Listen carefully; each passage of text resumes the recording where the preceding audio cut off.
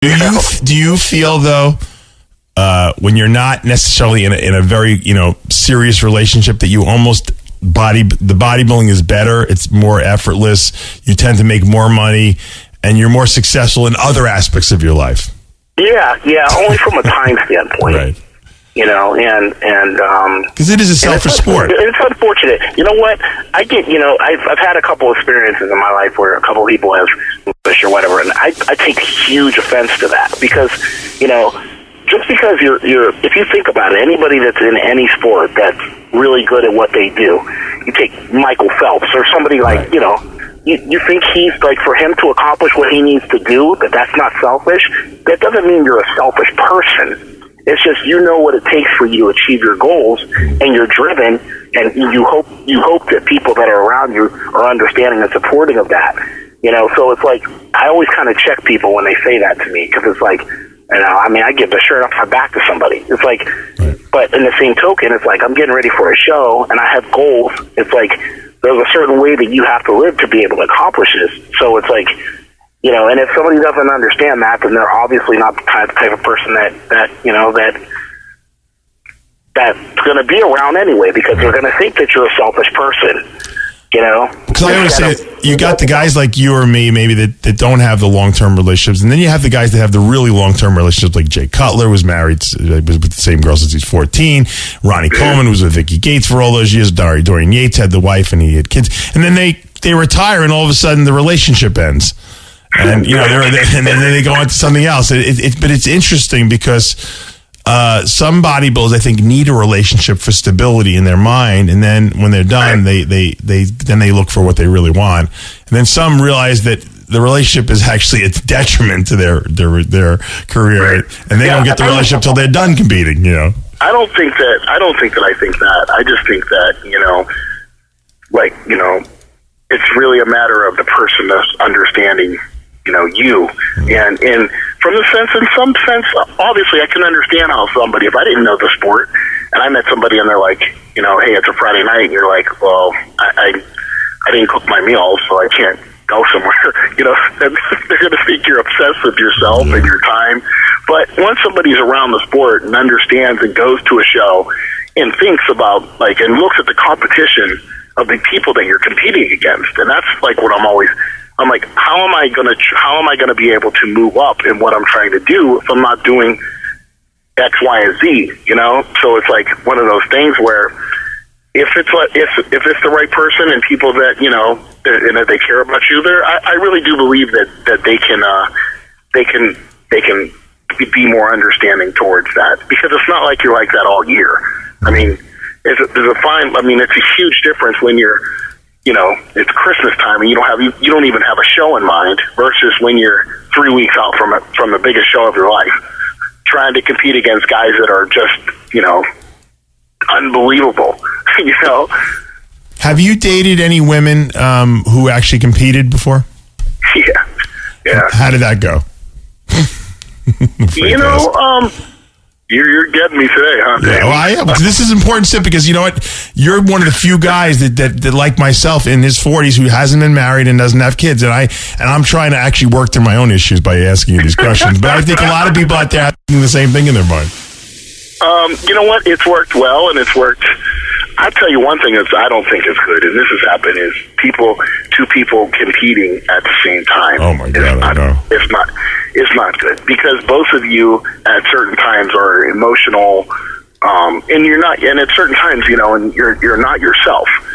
So it's like, if you're not yourself, if she's not herself, and she's thinking you need to do this, and you're not giving her support, but in the same token, it's like you're trying to just basically make it through the damn day, well alone.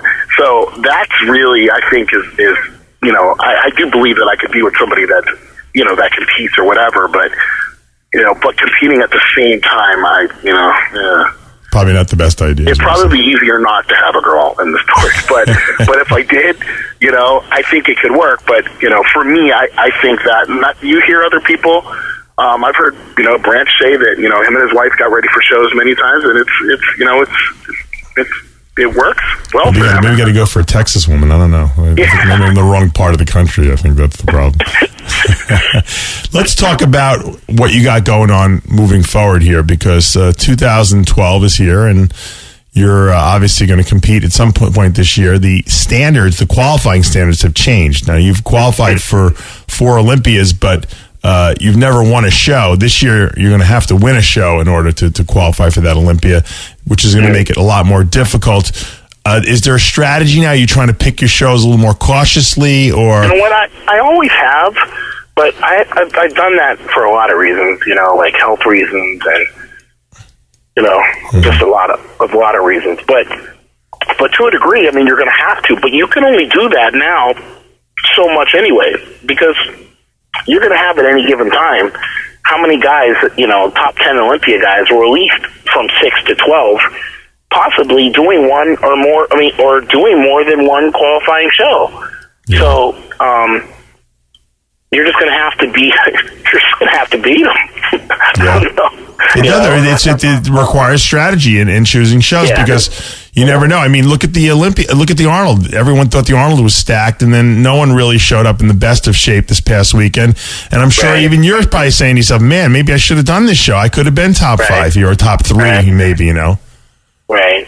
So. Yeah, no, I mean, it's like, Hani and I always kind of, we decide for a bunch of reasons too. One reason that I do for me is, like I said, as far as like I really try to compete and feel like I can make some improvements. Sure. Because just to do a show, I haven't followed that strategy too often. But I did say that this year I need to do some things different, because I am so tired of people telling me that I flew under a radar coming into a show. When you've been in 15 or 16 pro qualifiers, never placed out of the top, and you've never placed out of the top 5 other than the Olympia. Well, you did something. You proactively came up to me at the expo, and you actually you strong-armed me into getting you on the radio show. Not that I wouldn't have done it anyway, because I forgot I hadn't had you on. See, so you actually took some proactive marketing stuff. Yeah, you pulled out. You're right. Now, I've had some a couple of other friends of mine as well tell me that. It's like.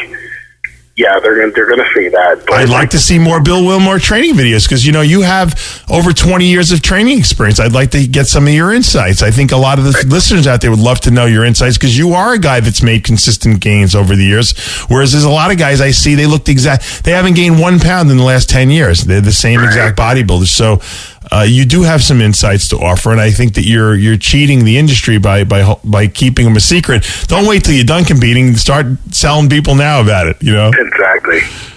Where are you living these days, Bill? I'm in Hollywood, Florida. And now you're originally from the NPC headquarters there, Pittsburgh, PA. What made you originally move from Pittsburgh down to Florida? It was like one of those things where at the time I was 24, 25, and I just wanted to experience something different, and I came down here on vacation. And I told myself if I liked it, I was going to go home and pack my stuff up and move. And that's what I did.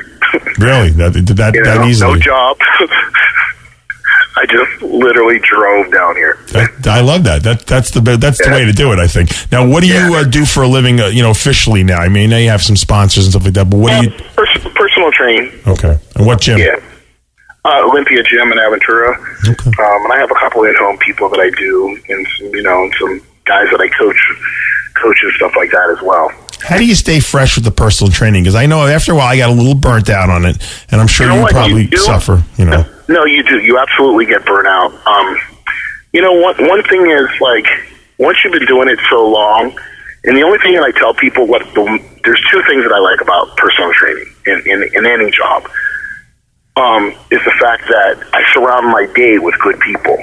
All my clients, I don't have one client that I don't like. Wow, that's amazing. I won't train you. I won't. And those people are going to come and go. I mean, I think my longest client, I've been down here for 15 years. Yeah. My longest client is 15 years. Wow, so you keep your clients, in other words. Yes. So I have, I probably have at least 8 or 9 people that I've been training over 10 years. You're so lucky. Those people are, I'm extremely close to them. They're very motivated. You learn a lot from them, as far as just by talking to them. And yes, you get burnout, but you get burnout at any job, and it does become repetitious. But what I like is, my day is spent with people, like good quality people that I like, and the other people, like I said, they might buy 10 sessions or 5 sessions and they're gone. Mm-hmm. They're not going to be the ones that are consistently coming to you for, years and years. That's awesome. I've never heard of anyone who had clients that long. That's you must be a very good trainer. I see these guys today in the gym, and I certify trainers. I have my certification course, the SMART training class, and I certify trainers. And I tell these guys, because I watch trainers in the gym all the time. And nowadays, these kids, the younger guys, they're on their phones text messaging while they're training the client. They're not even paying attention to what the clients are doing. And then they wonder why they lose clients, Right. Yeah, I'm sure you don't do that. I've done it, It's like, but unfortunately, this might sound bad too, is you have to know who you can do that with and not. I just think it's unprofessional. And it also depends on the reason for it. You know what I mean? Right. And a lot of times, like if it is, I'll tell them. I'll be like, "Oh, hold on, excuse me, 1 second. I got to call this person. I have to text this person real quick or something like that." But yeah, if you're sitting on there and you're having conversations back and forth, obviously, a person's paying $70 an hour. That's probably not.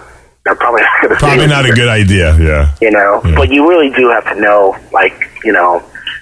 Like, for instance, I'm getting ready for a show, and I need to have a meal, and I'm like, I need 10 minutes, and I was like, hey, so-and-so, get on the treadmill until I finish my meal. You know the people that you can do that with, and my clients are very understanding with me as far as, when I compete, because they've seen me go through it so long, and they're very understanding. Usually when I get close, I try to, as long as I can, depending on, what else is going on in my life, try to devote 2 weeks or maybe 3 weeks, and not actually work. And 9 out of 10 of them, they and I'll even tell them, hey, you want to train with somebody else for a couple weeks? They're like, well, we'll just wait until you come back. You're lucky. You got some good clients. It's and from that aspect, a lot of that is it's a numbers game and it's luck.